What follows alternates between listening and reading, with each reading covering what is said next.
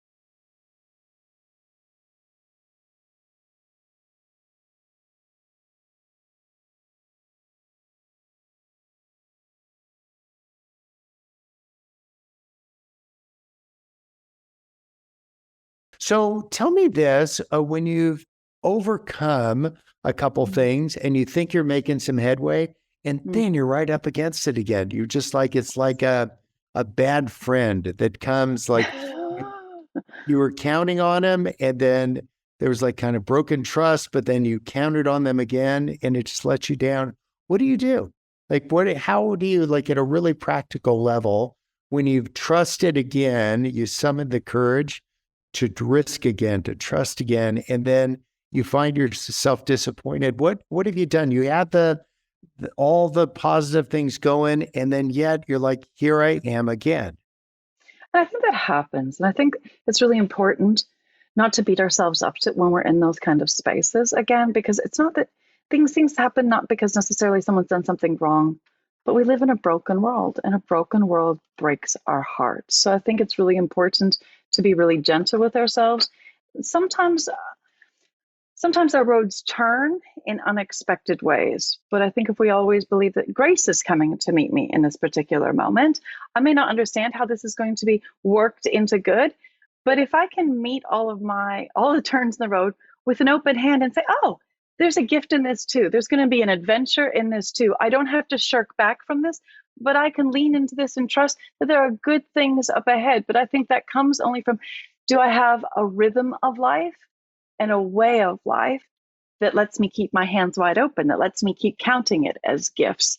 And then when I live into that posture of surrender and receive it as a gift, faith gives thanks in the middle of the story. It may not look like it's a good thing right now, but if I give thanks in the middle of the story, I'm going to trust over time, God's going to work this into good too. I really like what you said about not beating yourself up. Friends that are Yes. around me for just a little bit will repeat this phrase: I'm not a pinata. I'm not a pinata. This is not candy coming out of me.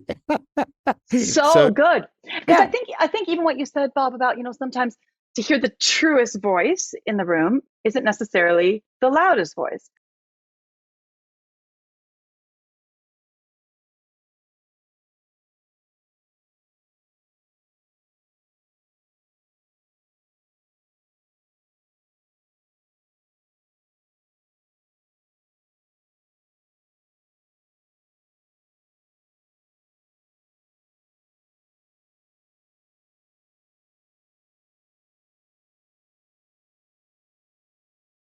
I can hear the truest voice.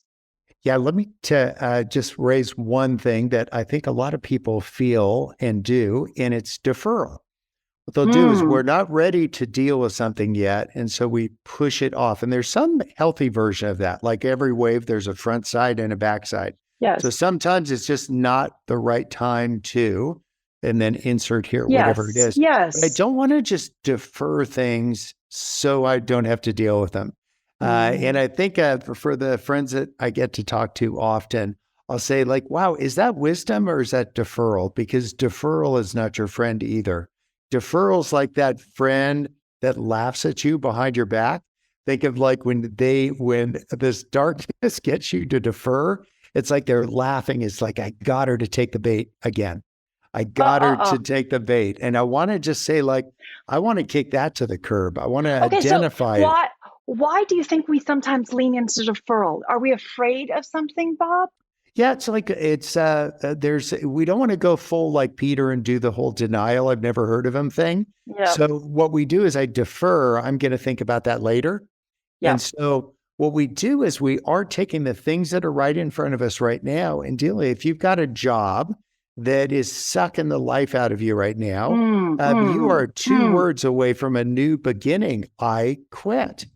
And now some of you are hanging on because you're just afraid of like what would that mean and all that. You have this strained relationship with ambiguity, that ambiguity equals pain is around the corner. And I would just like go back to that to Mm. say, gosh, like, why is that? Why is it that you would just stop doing something that wasn't lighting you up anymore, and start doing something to say there's this underlying fear that I'm going to be living in the back of a Chevy if I quit my lousy job that I don't like anymore. And I want to say, like, I think I wouldn't defer that. I would say instead, let's understand it like this: make your request known to God. but God already knows your request. Like he already knows what you want. I think it's make it known to yourself so you can say, instead of God, I'm totally stressed out, you can actually say, I am stressed out about these 4 things. Because you've Mm. done some of that work instead of kicking the can, deferring it, saying, well, I'm just going to, it ain't much of a job, but it's like, it's whatever. And there's some honorable work that we each have to do that's not like lighting us up. I don't know about you, Anne, but I find writing books to be just very tedious. Like you, like every It, word is spelled differently. It's just killing me. but I think like the person who thinks, oh, they're scared to say those 2 words, I quit, or scared to jump into a dream like writing a book, because it's hard and it's tedious and it feels like this major risk that maybe you would fail at. But I think inside of each one of us, Bob, we have dreams that we'd rather fail at than never take a stab at. I, I think Yeah. we I think we have dreams that we'd rather risk feeling defeat than risk feeling regret at the end of our lives. So anyone who's like, I think, yes, sometimes taking that leap of faith, it feels like fear before you take that leap. But I think, you know what, I'd rather risk failing at this than I'd want to never take a stab at it. Yes. And then one thing that'll really, in terms of a hack that'll get you there,